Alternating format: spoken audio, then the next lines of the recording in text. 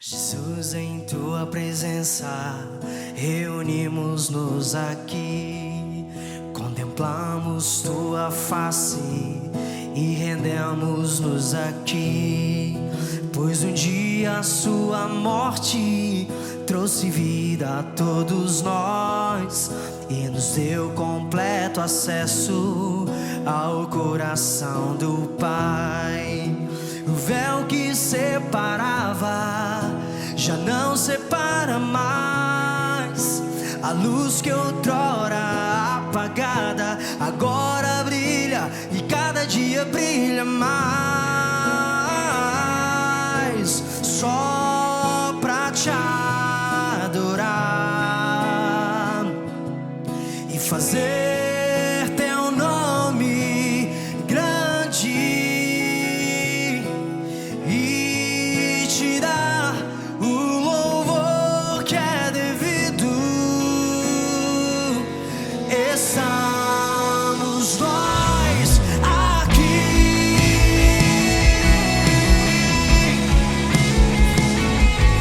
só pra te adorar.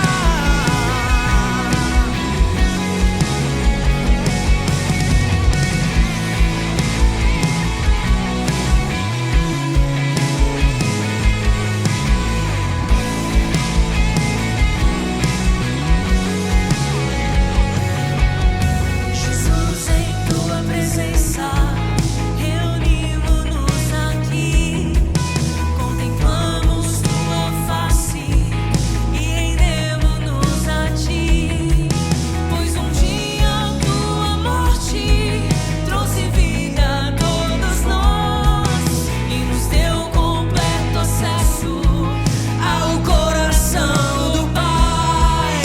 O véu que separava já não separa mais. A luz que outrora apagada agora brilha e cada dia brilha mais.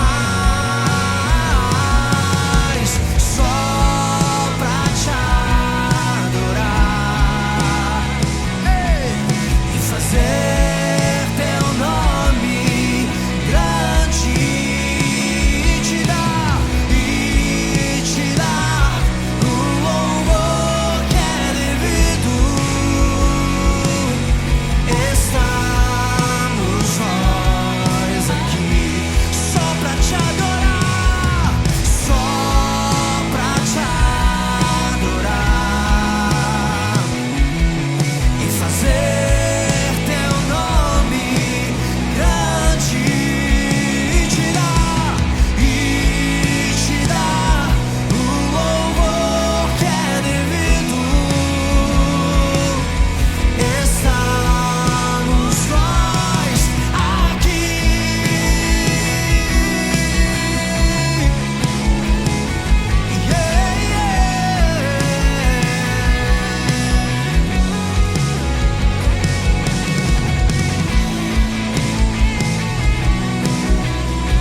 Estamos aqui para te adorar.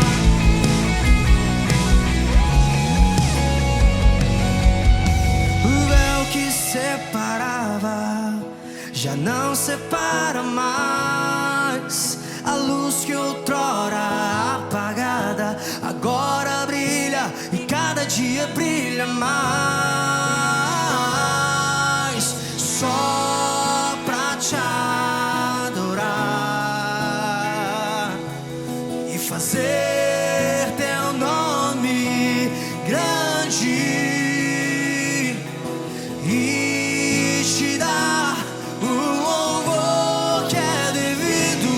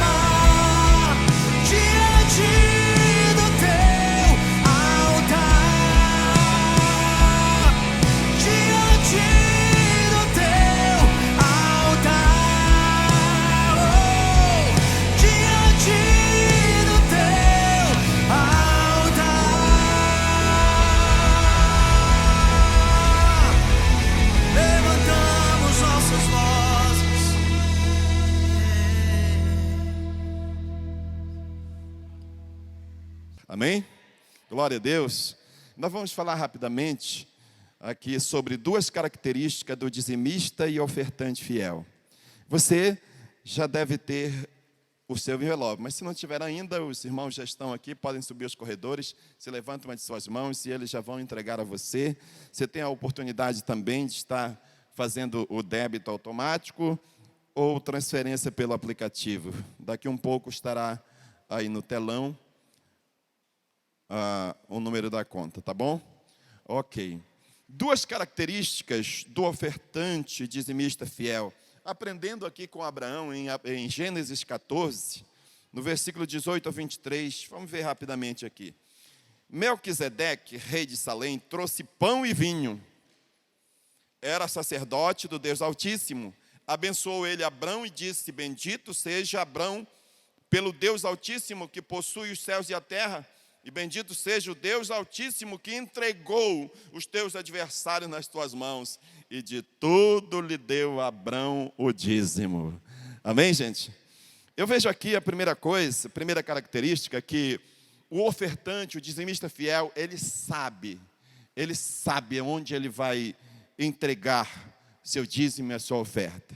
Então aqui o sacerdote do Deus Altíssimo veio, representando e trazendo os símbolos, o pão e o vinho, do sangue e o corpo do cordeiro. É algo impressionante. E ele vem abençoar a vitória de Abraão, aquele servo do Deus Altíssimo. E Abraão então tem a plena convicção que ele deve entregar os dízimos ao sacerdote. No caso, no contexto hoje aqui, sacerdote, a igreja debaixo de um comando de um pastor, presidente, representando aqui, no caso, o sacerdote do Deus Altíssimo. E na casa do tesouro, que também é aqui, a igreja onde você congrega. Então, onde entregar os dízimos, as suas ofertas? Naquele lugar que te alimenta, naquela casa, a casa do tesouro, no caso aqui. Então, primeira característica. A segunda é, ele honra e glorifica a Deus em sua riqueza. Versículo 21, ele disse assim: então disse o rei de Sodoma e Abraão: dá-me as pessoas e os bens ficarão contigo. Quem disse isso? O rei de Sodoma. Mas Abraão lhe respondeu: levanto a minha mão ao Senhor, o Deus Altíssimo, o que possui os céus e a terra, e juro que nada tomarei de tudo que te pertence, nem um só fio, nem uma só correia de sandália, para que não digas: eu enriqueci Abraão. Veja o cuidado que Abraão tem. Talvez você dissesse: eu ficaria com o que o rei estaria me dando. Mas o Abraão, ele estava com cuidado para que não viesse compartilhar a honra e a glória de Deus com o rei de Sodoma. Por isso ele não aceitou as riquezas que o rei de Sodoma estava dando para ele. E, de certa forma, claro que o Abraão tinha conquistado, porque veio para socorrer o rei de Sodoma, que estava em guerra. Ele vem com mais 3 outros reis. E então o Abraão decide não receber nada desse rei, porque ele não quer que o nome de Deus seja, a honra, a glória de Deus seja dividida com homens. Veja o entendimento do Abraão. As suas riquezas, queridos, nas suas riquezas Deus deve ser honrado e glorificado. Amém? Então, por isso, as suas riquezas nunca podem vir de origens ilícitas, de origens duvidosas. Devem ser sempre fruto de uma fidelidade a Deus, em nome de Jesus. Amém? Tendo dito isso, vamos orar pela nossa oferta. Você pode ficar de pé? E vamos orar pela nossa oferta no nome do Senhor Jesus. Pai querido, no nome de Jesus, queremos te apresentar, Senhor, nossos dízimos, as ofertas, reconhecendo que o Senhor tem nos conduzido em vitória, o Senhor tem nos dado sempre o melhor a cada dia, o Senhor não nos deixa faltar nada, mesmo em meio às dificuldades. O Senhor já provou no deserto com o povo de Moisés saindo do Egito, o Senhor sempre suprindo, e o Senhor vem suprindo ao longo da história da igreja, e hoje não tem sido diferente. Igrejas sendo abençoadas, famílias sendo abençoadas, empresas prosperando, empregos chegando. Pai, nós estamos vislumbrando a vitória, um tempo de colheita, um tempo de prosperidade, um tempo de vinho novo em nossas vidas, Pai. Por isso nós te glorificamos e te agradecemos, Pai, pelos nossos dízimos e ofertas que podemos entregar a Ti nessa manhã, em um nome santo de Jesus. Amém? No início eras a palavra, com Deus Altíssimo,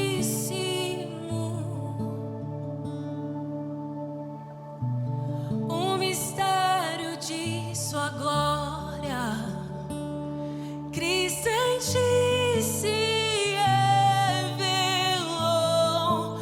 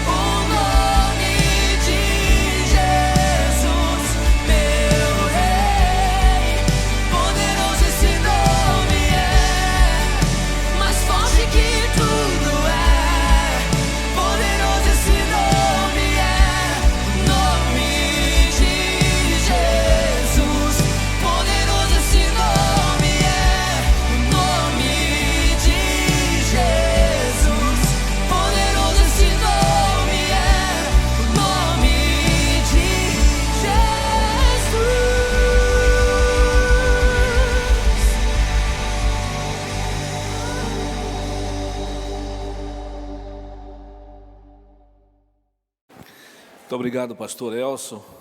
A paz do Senhor, queridos. Mais uma vez aqui nessa igreja vitoriosa. Cadê a igreja vitoriosa de Jesus aqui? Aleluias. Dessa vez bem diferente. Não diferente de Goiânia, nem lugar do Brasil, né? Mas bem longe um do outro. A gente sente saudade daquela igreja aconchegante, né? Mas vai chegar. Amém. Queridos, enquanto vinha para cá, eu estava pensando num tema para compartilhar com vocês aqui, e eu me deparei com um tema que há muito tempo atrás eu tenho compartilhado em Santarém, e esse tema é vencendo tentações. Vencendo tentações, principalmente nesta época que nós estamos vivendo. E quando nós falamos de tentações, são todas. O diabo, ele nunca mudou a estratégia, e os pecados são o mesmo desde a queda do homem lá no Éden. Impressionante. Se a igreja do Senhor fosse mais sábia e pensar, poxa, o diabo vem com o mesmo pecado apresentado lá no Éden há mais do que 5, 6 milhões de anos. Ele está com o mesmo argumento. Não é ultrapassado? Então não era para ninguém nem ligar para isso. Esse pecado não vai mais me atingir. Mas não é isso que acontece. Infelizmente. A mesma coisa, mas para muita gente é bem atual ainda. Infelizmente. Então, vencendo as tentações, eu acho que está aqui já no telão. Você pode acompanhar pelo telão. Eu quero ser breve por causa do tempo que reduziu agora, né? E vamos ver aqui a base, o texto base que eu tenho aqui é Mateus capítulo 4, versículo 1 a 6, que diz: Então Jesus foi levado pelo Espírito ao deserto para ser tentado pelo diabo. Depois de jejuar 40 dias e 40 noites, teve fome. O tentador aproximou-se dele e disse: Se és o Filho de Deus, manda que estas pedras se transformem em pães. Vamos fazer só um pontinho aqui. O diabo sempre questionou e sempre vai questionar a sua e a minha filiação, porque ele sabe que se houver uma ruptura na filiação, então já era aí a esperança de salvação, que não vai existir mais nem fé e nem esperança, porque se o diabo alcançar o objetivo dele, rompendo ali a filiação minha com Deus, se eu duvidar da minha filiação, então eu vou sofrer as consequências, porque o único pai que poderia me salvar, me livrar, me guardar, eu rompi com ele. Então eu vou passar do outro lado da história. Fui transportado do império para o reino, e agora voltarei para o reino, para o império. Quem está me entendendo aqui? Então, vamos continuar. Jesus respondeu: Está escrito, nem só de pão viverá o homem, mas de toda palavra que procede da boca de Deus. Então o diabo o levou à cidade santa, colocou na parte mais alta do templo e lhe disse: Se és o Filho de Deus, só questionando só a filiação, impressionante. Se és Filho de Deus, joga-te daqui para baixo, pois está escrito: Ele dará ordem a seus anjos a seu respeito, e com as mãos eles o segurarão, para que você não tropece em alguma pedra. Essa era a afirmação do diabo. Enfim, você sabe que a tentação foi tudo questionando a filiação de Jesus. E hoje não é diferente a história. A história é muito idêntica,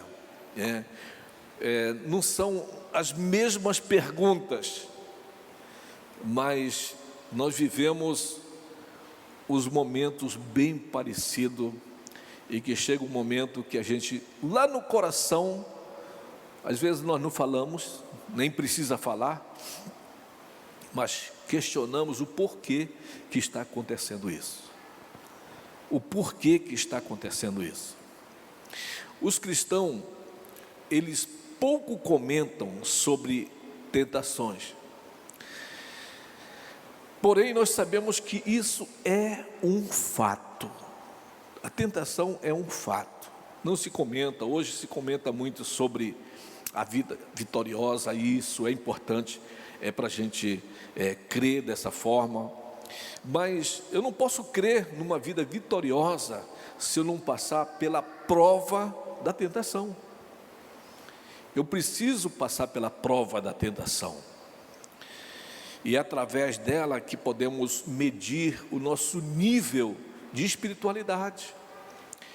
É através da prova da tentação que nós vamos ver em que patamar nós estamos na vida espiritual. Qual é o nosso nível, aonde estamos. Eu vindo de lá para cá, e as pessoas são muito agitadas, e interessante quando as pessoas querem realizar alguns feitos pessoais, somente no trânsito, eles acham que eles têm prioridade de passar qualquer hora, qualquer momento, porque eles querem que a gente entenda que eles têm algo que é muito importante na vida deles. Mas eles não veem que a vida daquele que não está correndo igual ele tem também um objetivo muito importante. Mas a disputa de saber qual é o mais importante é a velocidade. Não, o cara vem, alguma coisa está acontecendo, então ele quer que nós pensamos assim. E quando nós atrapalhamos um pouco o trajeto, aí vem aquele dedão do meio para fora, aí vem aquela coisas horríveis acontecendo. Então, e aí você vai ver se você passa ou não no teste nesse momento. É nesse momento que você vai ter duas opções: ou dar a resposta, que ele, na sua opinião, merece, ou você vai profetizar na vida dele o que ele vai ser futuramente, que é o mais ideal para se fazer, para você então acalmar seus ânimos, a sua adrenalina de ódio, de raiva. Então isso é muito importante. E sabendo também que esse nível de espiritualidade vai nos levar a uma vida de santidade. Certamente o cara passou por você, fez um gesto obsceno, porque ele achou que você estava empatando o caminho dele, aí você dá uma profetizada na vida dele, dizendo: esse vai ser no mínimo um supervisor de setor, no mínimo, e aí ele vai embora. Você está em paz, porque você não revidou, porque você não descarregou.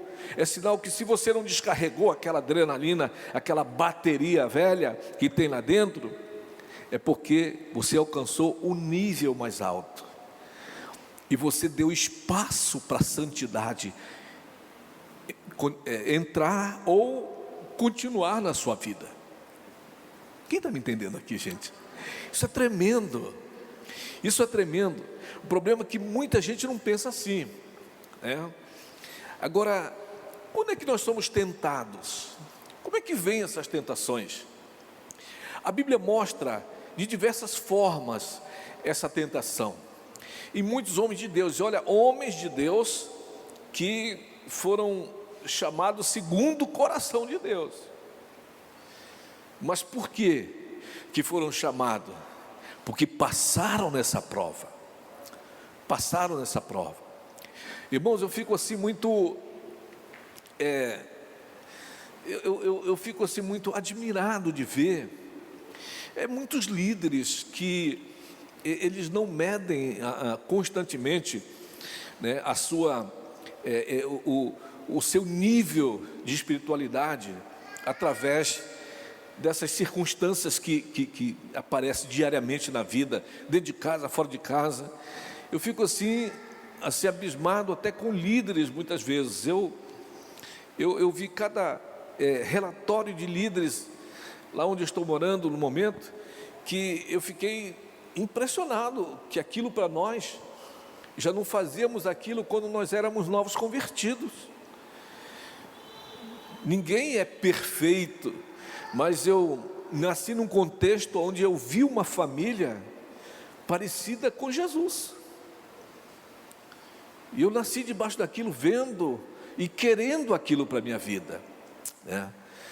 Mas muitas pessoas não pensam assim. Agora tem a hipergraça que está chegando aí. Cuidado com isso. Cuidado com esse ensinamento de hipergraça, de salvo, salvo para sempre. Cuidado. Porque se isso fosse verdade, não havia recomendações bíblicas para andar em santidade. Por que há recomendações bíblicas?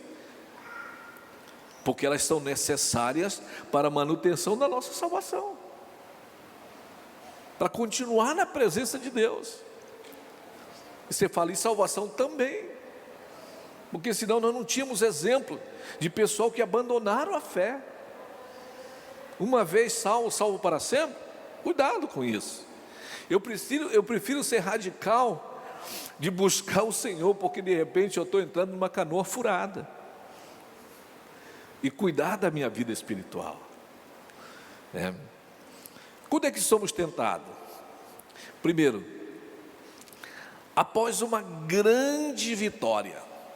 Cuidado, queridos, porque após uma grande vitória, nunca pense que as coisas são assim. Eu não quero aqui fazer nenhuma apologia ao peludinho, não, mas nunca pense que se você vai ter uma vitória aqui, vem outra do mesmo jeito lá na frente, imediatamente. Não. Em cada vitória que você tiver na sua vida, é igual um time de futebol. Está jogando 2 times de futebol. Quando um faz 1-0, o outro vai dizer assim: agora vamos deixar terminar o tempo, porque já era. É assim? Não, querido, o outro vem com tudo para empatar o jogo. Quando nós ganhamos de 1-0 do Capiroto, ele vai querer empatar o jogo, querido. É aí que nós temos que fortalecer a nossa zaga, nosso meio de campo, e a Bíblia diz: resistir o diabo e ele... Você está entendendo como é que funciona? Não é que agora vamos comemorar, vamos esquecer, enquanto você...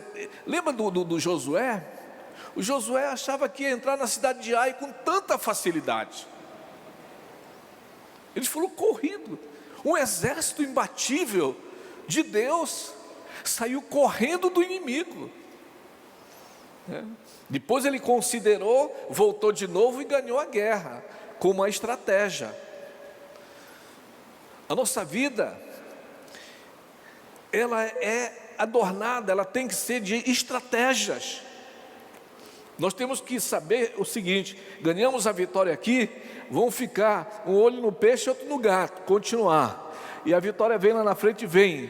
Se estiver vigiando aqui, veja a represália, o que vai acontecer. Porque o que acontece, às vezes são testemunhos, que a gente ouve de pessoas: pastor, até que eu tive uma grande vitória, mas eu não sei o que aconteceu, que de repente veio algo que...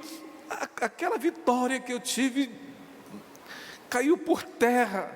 Mas por quê? O time que está perdendo, ele não vai querer continuar 90 minutos perdendo. ele vai querer o empate. E nós vamos aprender aqui daqui a pouco como é que nós vamos estar combatendo essa represália do inimigo, que não é tão difícil. Se todo crente soubesse que existe uma arma imbatível, ele não teria medo de nada. Nós temos uma arma chamada oração. A oração desperta não somente os sentimentos de Deus, mas faz Deus levantar e te acudir. É assim que funciona. Quando somos tentados, após uma grande vitória, 1 Reis 19, fala, você já ouviu isso, sobre a história de Acabe. Acabe contou para Jezabel, dizendo: Jezabel, aquele profeta Elias matou 450 profetas nossos. Você já pensou? E aí a vitória, né? Por quê? Porque Elias mostrou para o povo de Israel que Deus era Deus. Todos os profetas de Baal morreram. Aí vem a represália. Ele nem esperava. Foi logo após aquela vitória. Ele ainda vinha correndo. Quando Acabe disse: olha, o cara matou todos os nossos profetas aí. Aí o que ela disse? Ela fez um juramento. Se naquela mesma hora que ele morreu, aquela mesma hora do outro dia, eu vou matar esse profeta. E o que ele fez? Queridos, não é preciso ser profeta e não é preciso ser bom de matemática. O cara mata 450 profetas. E agora um está ameaçando.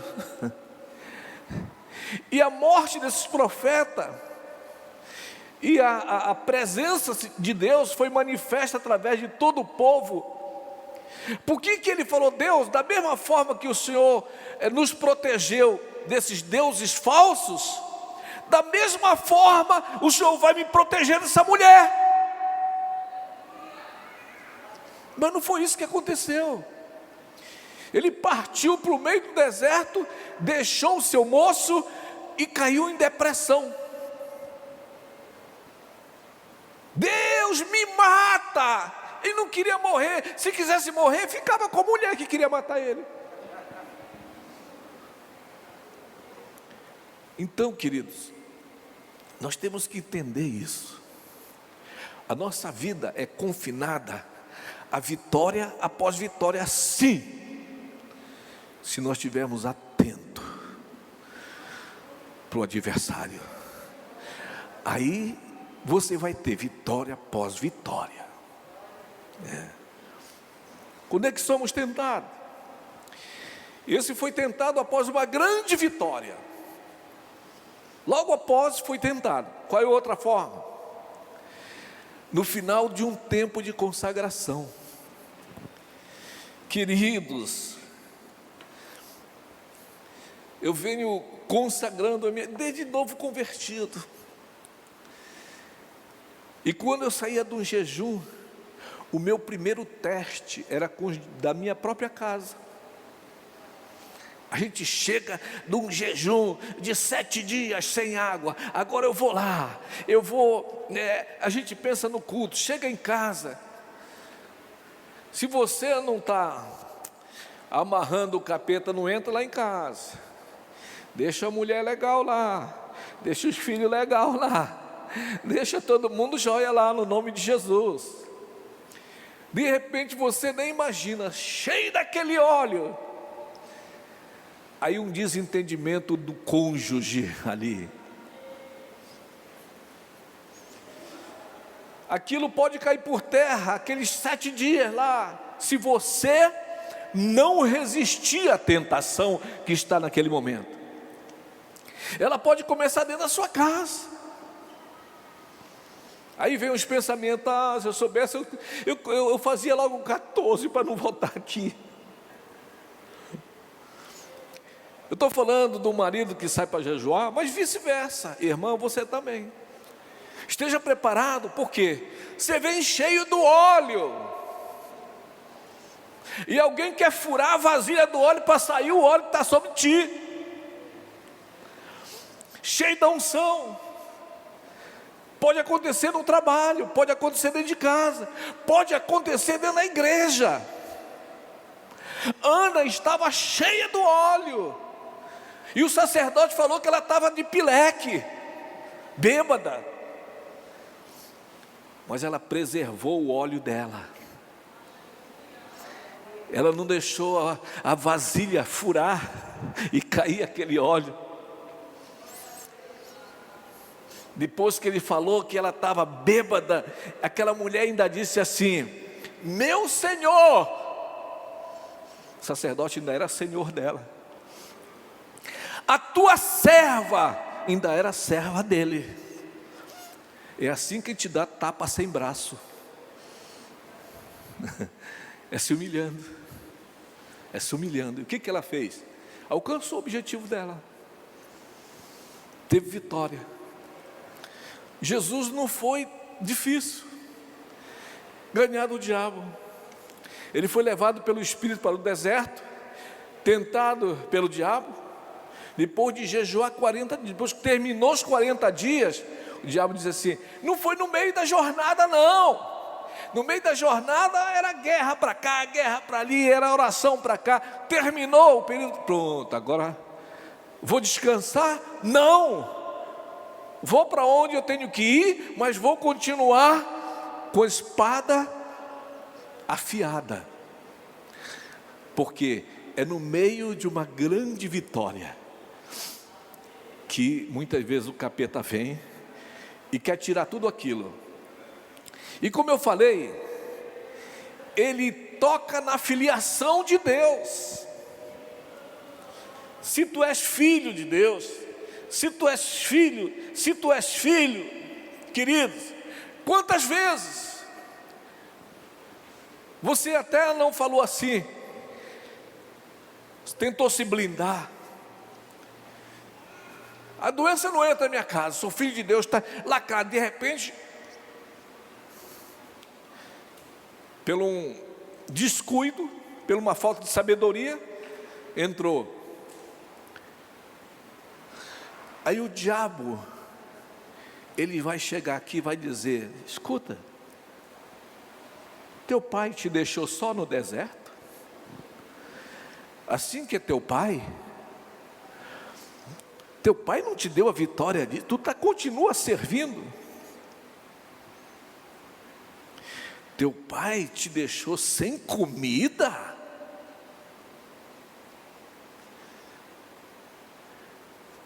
Teu pai não pode fazer um milagre se você subir num certo... Quem é esse teu pai?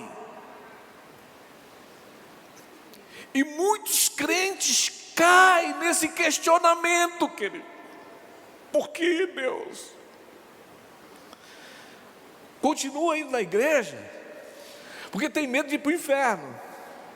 Crê que é salvo, mas não consegue crer que esse Deus que o salvou é o Deus que pode dar a vitória. Impressionante isso. Ele quer tirar o seu entendimento sobre a filiação que você tem em Cristo Jesus agora. Ele quer arrancar isso, porque se ele arrancar, você fica órfão, e órfão não tem para onde correr. E aí se apresenta aquele pai falso, que é o diabo.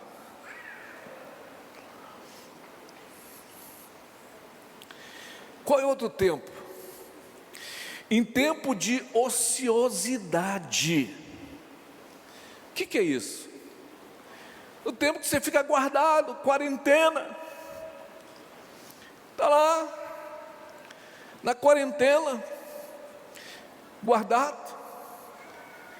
Mas só para ficar guardado mesmo?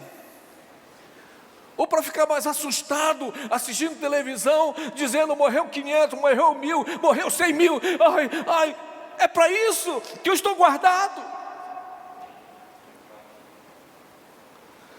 Ou eu aproveito o tempo para me buscar a Deus naquele momento, para me fazer um jejum naquele momento, para me reunir todos os dias com a família, orando, adorando a Deus, abençoando a nossa igreja, abençoando a nossa família, abençoando a nossa cidade.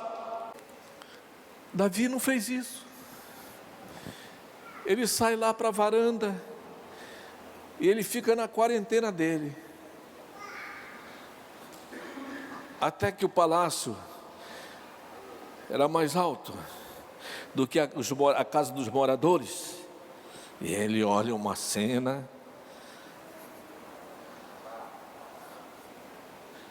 Foi tentado, e os soldados dele em plena guerra, morrendo e matando. E a ociosidade, o tempo, aquele descanso, o dicionário fala até em preguiça, né? Faz com que a pessoa fique inoperante, sem fazer nada.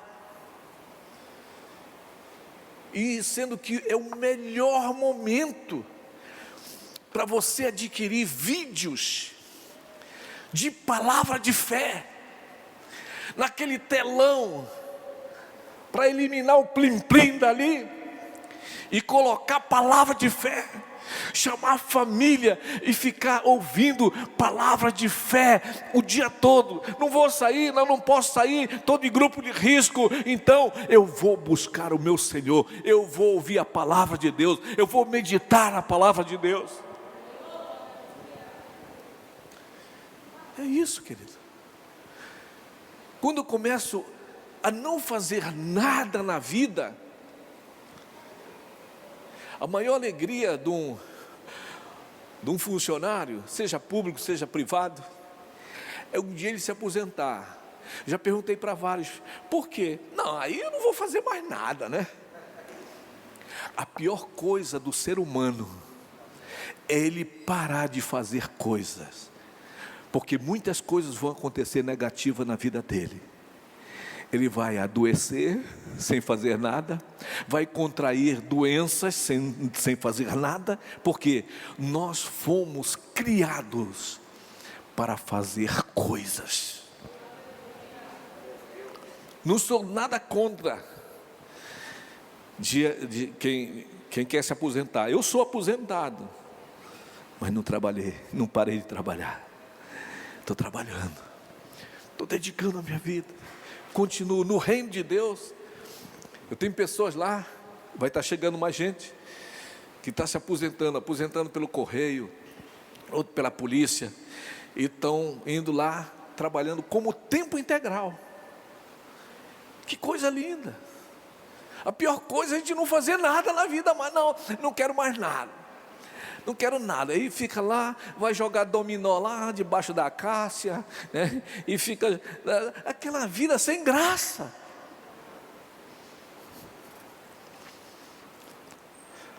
O reino está à disposição aí. Se aposente bem cedo e continue servindo, dê seu tempo no reino de Deus, porque é o único retorno que você vai ter na sua vida é quando você trabalha no reino. A empresa que te aposentou não vai nem existir lá no céu, mas as pessoas que você ganhar nesse reino que você vive, elas vão estar com você lá na glória. Aleluia. E vão ser muito gratos, porque você investiu tempo na vida delas. Então, às vezes, o que aconteceu? Você sabia que estão falando aí que o número de estupro vai aumentar muito depois dessa pandemia, principalmente de crianças. Por quê? Porque era gente sem fazer nada. E quando ninguém está fazendo nada, quando alguém está no palácio, vem outro dizer o que deve fazer. Quando nós não tomamos iniciativa para fazer aquilo que agrada a Deus, vem outro dizer o que é para você fazer. Então é assim que funciona. Onde podemos ser tentados? No caso de Davi foi na varanda. Lembra do Pedro? O Pedro foi no pátio. E ele estava prestes a ver a ascensão de Jesus, claro, a morte, e depois a ascensão de Jesus, quando ele estava lá no pátio. E uma jovem chegou lá, olhou para ele, olha, esse aqui fazia parte daquela gangue. Aí ele não soube resistir à tentação. O que era para ele fazer? Você sabe muito bem. Mas ele imediatamente disse, eu? O que você está falando? Eu nem sei o que você está falando. Eu desconheço essa palavra. Você está entendendo como é que é as coisas? A gente simplesmente despluga daquilo que é real. E a gente mete o plug naquilo que é falso. Aonde mais? No pátio, na janela. Que sentido? Até ouvindo a palavra, querido. Você já viu? Você já viu aquela piada que tem no... Alguém me mandou uma piada que o pastor está orando lá e tal. Aqueles pentecostal, né? Aí de repente tem uma mocinha bem na frente, mas está navegando, chega a estar navegando bem legal e tal. Aí depois o pastor, aí ela, aleluia, aleluia, aleluia, aleluia. Quase cai, desligada, desplugado. O Eutico estava desplugado lá na janela, assistindo o Paulo lá embaixo. Aí deu uma cochilada. Diz o paraense, TB lá para baixo. Morreu. Paulo chegou lá, ordenou que a vida voltasse para ele, para a alegria continuar no culto, para não virar um culto fúnebre. Mas ele não resistiu à tentação. Tudo isso é uma espécie de tentação. Queridos, eu gostaria que vocês vissem um vídeo da Coreia. Para começar o culto na Coreia, eles oram 1 hora, só para começar. E a posição que eles oram é sempre essa aqui, ó. Agora imagine 1 hora o cara fazendo isso. 1 hora. E eles só param porque tem um sino que o pastor tem para parar, senão não para não. Sabe? Isso bate com o que o salmista falou. Alegrei-me quando me disseram, vamos à casa do Senhor. É um motivo de alegria, de prazer. É para fazer isso, então eu vou fazer. Isso é tremendo. Ninguém cai da janela. No deserto, no caso de Jesus, a solidão não impede que sejamos tentados. Pelo contrário, a solidão pode ajudar nessa tentação. O que é uma solidão? É você estar incomunicável. E principalmente com uma pessoa que você ama, que você gosta. Pode ser esposa, pode ser mulher, a mãe, pode ser amigo, pode ser. Você decidiu ficar ali separado. Mas fique separado vigiando. Essa é a nossa lida, querido, enquanto Jesus não voltar. Tentado através de quê? Sexo oposto. Isso aí é muito óbvio, eu nem vou falar muito sobre isso, porque isso aí é muito na vista, né? É óbvio que essas coisas infelizmente acontecem. Dinheiro, tentado através do dinheiro ilícito. Deus está varrendo a nossa nação.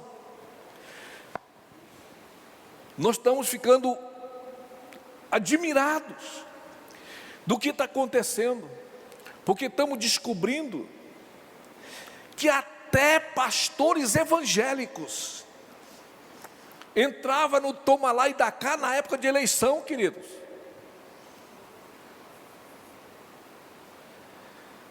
Eu tomei uma decisão há uns 4 anos atrás em Santarém, pela palavra que o pastor Gelry, que é líder da missão internacional, falou. Ele disse: púlpito não é feito para político não, é feito para homem de Deus, pregar a palavra, para mulher de Deus, pregar a palavra. Fui tocado por isso, porque no nosso congresso ainda, não na igreja, mas ainda no nosso congresso, lá em Santarém, aí chamam o prefeito para dar uma palavra.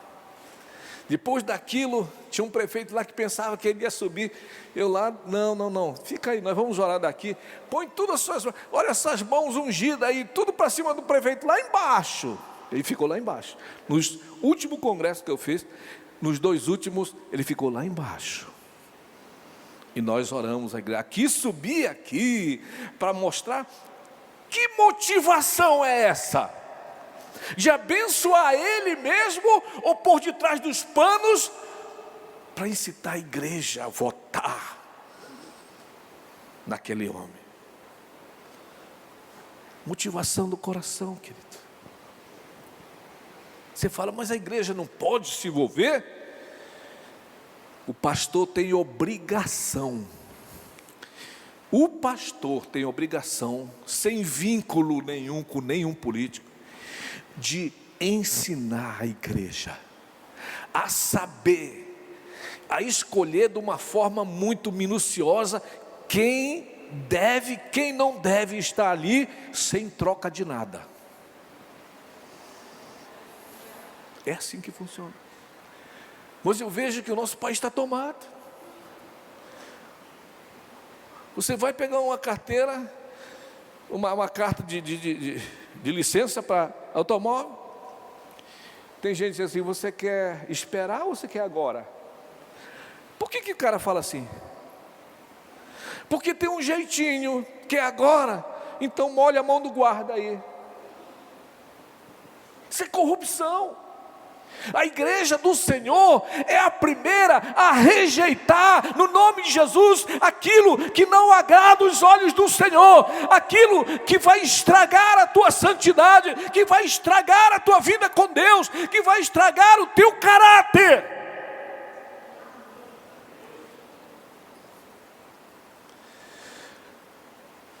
Dinheiro ilícito, tentado através do sucesso, a qualquer preço. Aquela pessoa que está ali, tanto na igreja como no trabalho funciona. Quer subir a escada? Quer chegar no topo? Está aqui embaixo. Quer subir? Tem 2 formas de subir. Ou pisa em cima dos outros aqui, ó, falando mal, derrubando, e assim. E tem outra forma: canta a minha música, que você sobe. Mas através de esforço, através de, já era. sabe? Tentações que nós vivemos, querido. Alguém falou assim: ah, pastor, aqui é onde você está vivendo, vão lhe procurar, políticos vão lhe procurar, e se a gente não tiver com esses caras, a gente não consegue nada. Eu consegui onde eu estava, eu consegui,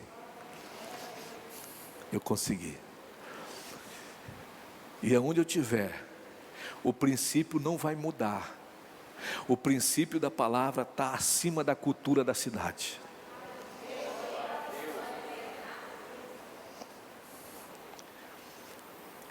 Como podemos ser tentados? Através do jogo sujo do diabo. Ele usa até a Bíblia. Tem pessoas que interpretam a Bíblia totalmente errado. Você tem uma liderança, você tem alguém para chegar perto.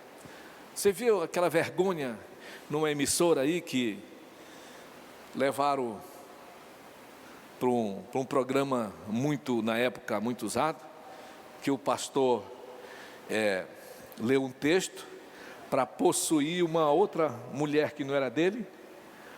Ele esqueceu da vírgula. E o próprio repórter falou assim: mas aqui não tem uma vírgula. Ele olhou, e o que ele fez? Ela concebeu um filho daquele líder. Aí ele olhou: é mesmo? Eu não tinha visto isso. Você está entendendo como funciona? É assim. O diabo distorce tudo. É aquela história: não, hoje vai ter um jejum de 21 dias, eu vou jejuar o meu Facebook. Você come Facebook?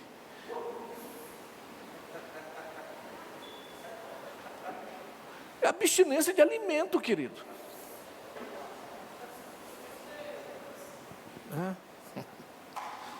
Jejuar o meu Instagram tem estragado a minha vida.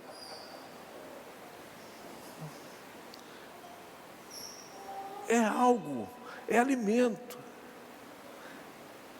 Você deixar de alimentar-se naquele dia, porque você está consagrando ao Senhor o templo do Espírito Santo.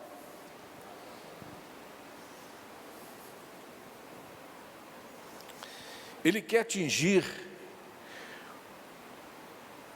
o ponto vital, o ponto de vida, que é a nossa filiação. É o ponto de vida, nossa filiação é o ponto de vida, querido.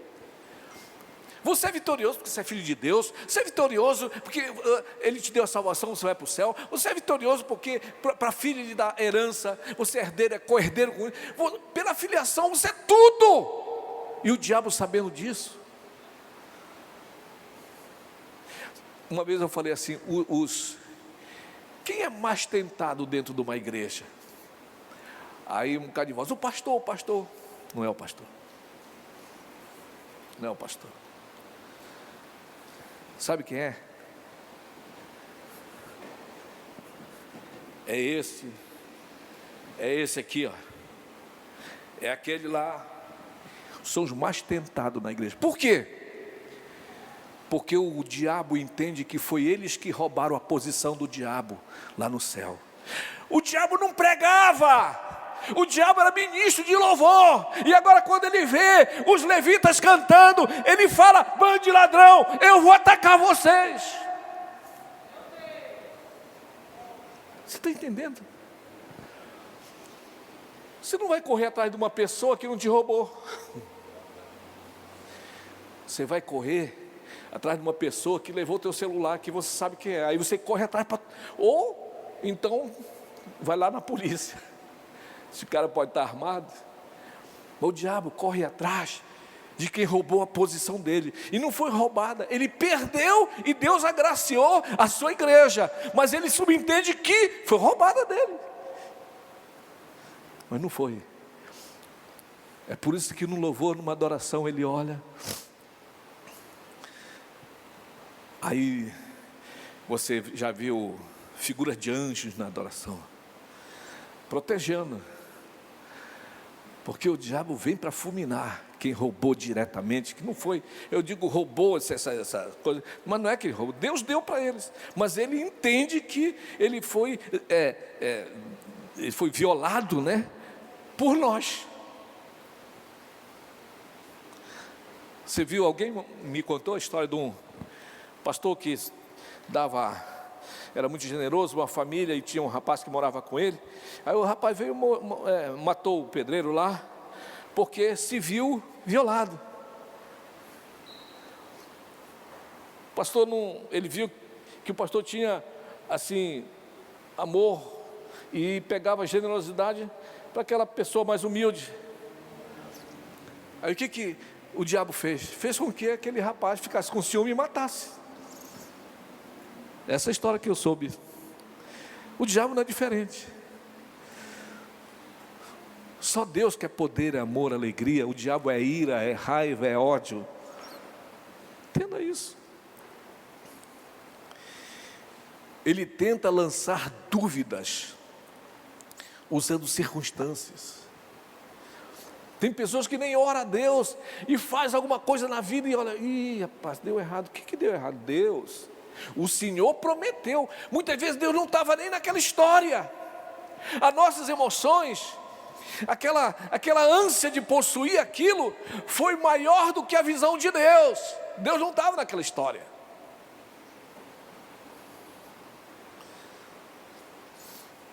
Tem um exemplo de um amigo meu, lá, tinha um carro legal. O carro dele muito, muito legal. Comprou 3 anos mais novo. E estava contando, não, porque eu vou fazer isso, aquilo e tal, e eu vou ter dinheiro. Aí não deu certo aquilo. Ficou enrascado para pagar o carro. E aí? Muitos, para não colocar Deus em xeque, ele vai procurar quem é a pessoa. E deixa eu ver, não, foi esse aqui. Esse aqui é o culpado. Esse aqui é o meu patrão. Ele não honrou com a palavra dele. Esse aí, está entendendo como é que as pessoas? Porque Deus não está ali. Deus não está ali. Então a gente tem que ter cuidado para viver essa vida cristã. Ela é vitoriosa sim. Mas quando Deus está na história 100% da vida que você vive. E não é difícil ter Deus 100%. É só eu e você se sujeitarmos a Ele. Por que nós somos tentados? Em primeiro lugar, nós não somos melhores do que Jesus. Tem pessoas que falam assim, principalmente o ateu. Que Deus é esse? Eu vi um cara falando agora na pandemia. Que Deus é esse que está morrendo até pastor? Que Deus é esse? Aí a gente coloca o ouvido e fica pensando. E quando nós estamos com a mesma circunstância, a gente fala aquela palavrinha, mas é.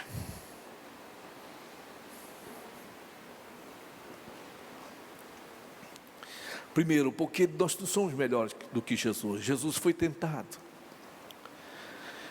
Segundo, porque a tentação é uma espécie de teste. Ninguém vai testar a sua vida, se você tem muito amor, com um presente grande que ela vai te dar. Isso é fácil. Já pensou? Se eu chegasse assim, eu vou testar o amor desse cara aí.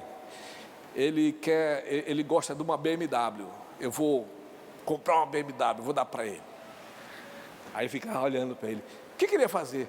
Ia me abraçar, me cheirar, ia chorar, ia olhar para o carro. Parava de chorar, olhava para o carro. Eu te amo, eu te amo, eu te amo. É assim que a gente testa o amor? Não é. O amor é testado assim, ó. O cara chega para pisar no teu dedo minguinho, naquela uninha que está assim, ó. Aí você vai decidir o que você quer fazer com ele. Ou quer passar no teste, ou você falar assim, olha o castigo de Deus, quando ele olhar para cima assim, você dá uma... Tem essa opção, e a outra opção é você abraçá-los, e você mesmo assim falar, eu te amo, como o David Wilson, né? Quando aqueles bandidos quiseram cortar ele todinho, eles podem cortar. Cada pedacinho que vocês tirarem de mim, cada um deles vai dizer que te ama. Nós vamos escolher o que nós queremos. É teste, querido. No Ribeirinho, a gente diz assim, né, pastor Elcio? É teste. Mas é uma coisa que dói, ele diz, não é, pastor, isso é peste. Né? Mas é teste, não é peste. É testando. É crescendo. Eu só estou fazendo umas comparações aqui, engraçado. Eu olhei num vídeo um americano, cowboy. O filho dele começou, eu não sei nadar. Ah, você não sabe nadar? Não. Aí pegou, jogou o moleque. E o moleque aprendeu na hora a nadar, e a mãe veio do lado mas ele não vai conseguir voltar. Não, ele vai conseguir voltar. Claro, o pai estava lá para ir atrás, aquela águia, né? Aí o menino vai, ficou alegre do outro lado, volta. Aí, mas eu não conseguia. Aí ele falou para a mulher, por quê? Porque eu não sei nadar. Ele olhou. Aí ela saiu correndo, porque ela ia ser a segunda a ser jogada. Você está entendendo? É só uma ilustração. Mas às vezes nós queremos correr do teste. Agora imagina aqueles 3 jovens, vendo que os que estavam acendendo a fornalha estavam morrendo antes de chegar no caldeirão. Isso não vai dar certo, é melhor eu negar, que é mais fácil. Mas a palavra dele foi, fica sabendo, ó rei, que a nossa decisão já foi tomada. Nós não vamos nos dobrar aos teus deuses. E foram lá. É assim que entra o 4º homem para passear com você. É através da fé, nesse teste. E você passando esse teste, querido, quando você passa esse teste, você sai cheio da unção, volta e a santidade vem junto. Por quê? Porque você cometeu uma série de coisas boas diante de Deus. E não tem como você ser presenteado de uma outra forma, se não for pela graça, pela unção, pela admiração. Aquele jovem que estava lá, e de repente dando a vida dele, sendo apedrejado, morre, não morre, morre, lá vem a última pedra, puf! De repente Jesus em pé, o Espírito Santo lá perto, e Deus pronto para recebê-los. Vem meu filho corajoso, vem para cá. Esse tem coragem. Aí você fala, mas ele morreu, pastor. Outra razão, a nossa sinceridade. Deus vai testar se somos sinceros com o que nós fizemos diante dele. Você foi sério com a sua salvação? Você foi sério com a sua entrega totalmente a Ele? Existem esses testes na nossa vida normal aí nesse mundão. Se não fizer um teste hoje, você tem que entrar e fazer um cursozinho aí para fazer qualquer coisa que você precisa fazer na empresa. Mas tem que fazer, tem que saber o que você vai fazer para melhorar. Se for recepcionista, se for o que for. Hoje existem muitos testes. E tem alguns que não passam no teste.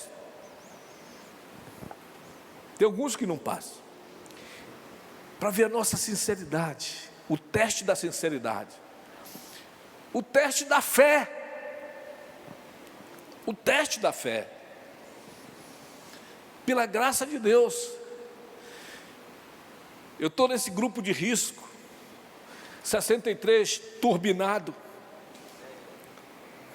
Mas, queridos, eu falo, se Deus não vigiar a cidade, em vão vigia o sentinela. Não estou aqui me gloriando, diminuindo ninguém. Eu não decidi ficar trancado.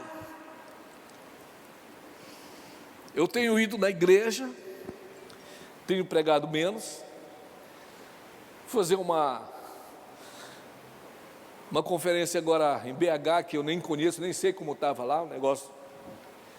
Mas sabe, são coisas que eu acredito que você tem que ser muito sincero com aquilo que você fez. Eu não estou aqui incitando ninguém para fazer o que eu estou fazendo. Cada um faz como Deus dirigir. Mas Deus está me dirigindo dessa forma, de não ter aquele espírito de medo. Como é que você entra num desses Carrefour e as pessoas estão te imprimindo de tanta gente, né? Mas na igreja tem que ficar assim, ó.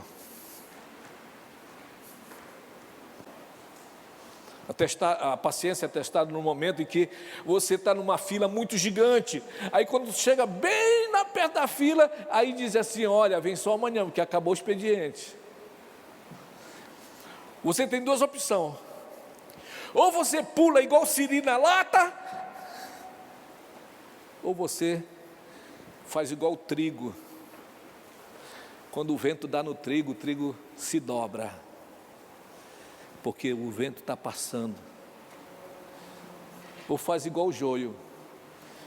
O joio é igual ao trigo, igualzinho, igualzinho, igualzinho, igualzinho. Ele fica duro lá. O vento passa, ele fica duro. Por quê? É uma árvore seca, sem semente, só é talo.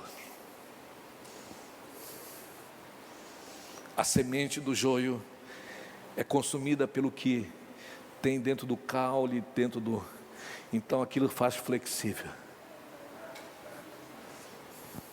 A semente se alimenta. Aí você vai ver teste de sinceridade, teste de fé e teste de paciência. Fique em pé em nome de Jesus.